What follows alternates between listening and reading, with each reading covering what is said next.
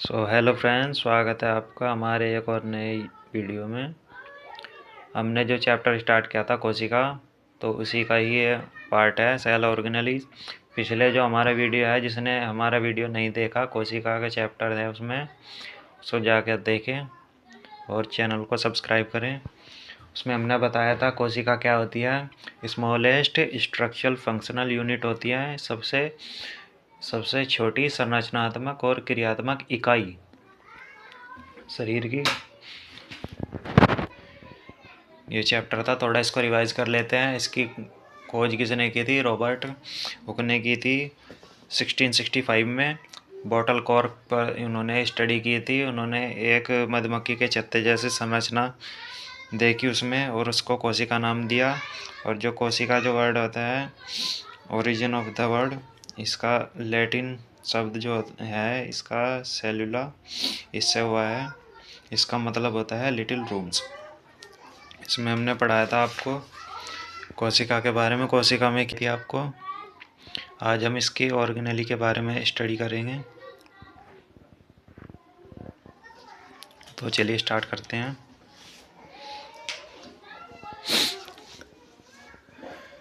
सबसे पहले आता है इसका सेल ऑर्गेनेली। तो सेल ऑर्गेनेलीज क्या होती हैं? Cell organelles are specialized open membrane bound structures within a cell that perform specific function acting like mini organs. जो सेल ऑर्गेनेली होती हैं, मेम्ब्रेन होती हैं bound structures. Membrane bound structure होती है जो मेम्ब्रेन के अंदर होती है। सबसे ऊपर जो हमारी, देखो आप, ये पहले फिगर देखो। सेल ऑर्गेनेली क्या होती है? ये हमारी आउटर मेम्ब्रेन है, इसको प्लाज्मा मेम्ब्रेन बोलते हैं। इसके अंदर जितने भी आपको स्ट्रक्चर दिखाई दे रहे हैं, ये हमारी सेल ऑर्गेनेली होती हैं। ये न्यूक्लियस हो गया, ये माइटोकॉन्ड्रिया हो गया, ये लाइसोसोम्स हो गए, यहाँ पे ये सेंट्रियोल्स हो गए। इस तरह की स्ट्रक्चर होती है। ये एंडोप्लाज्मिक रेटिकुलम हो गया। तो हमें पॉइंट टू पॉइंट एक एक हम इसके ऑर्गेनेली के बारे में पढ़ेंगे। Within a cell that perform, ये परफॉर्म करती है function, specific function acting like mini organs. ये मिनी ऑर्गन की तरह काम करती हैं।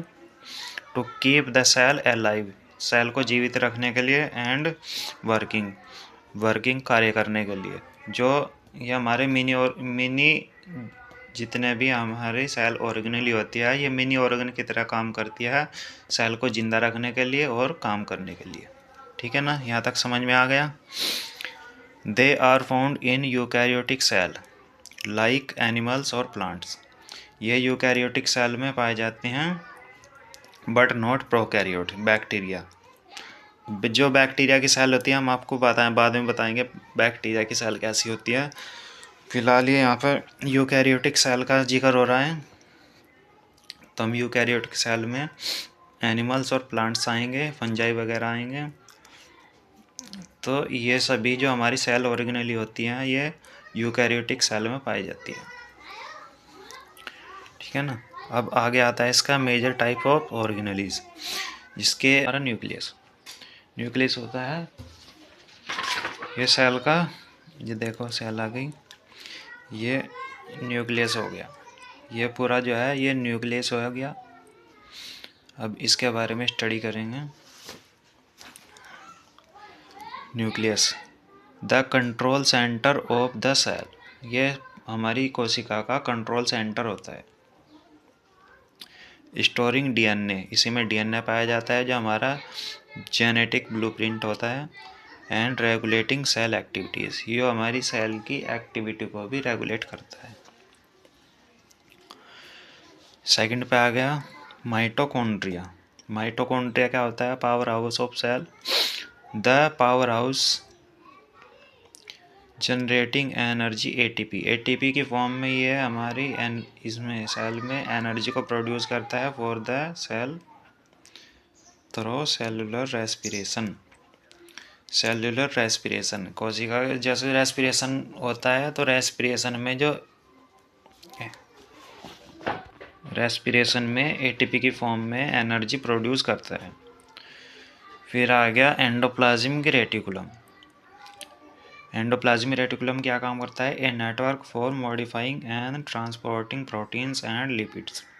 यह नेटवर्क होता है मॉडिफाइंग एंड ट्रांसपोर्टिंग प्रोटीन, जो प्रोटीन बनते हैं शरीर में उनको ट्रांसपोर्ट करने का काम करता है, और लिपिड्स को। ठीक है ना, यहाँ तक समझ में आ गया? कोई प्रॉब्लम नहीं है।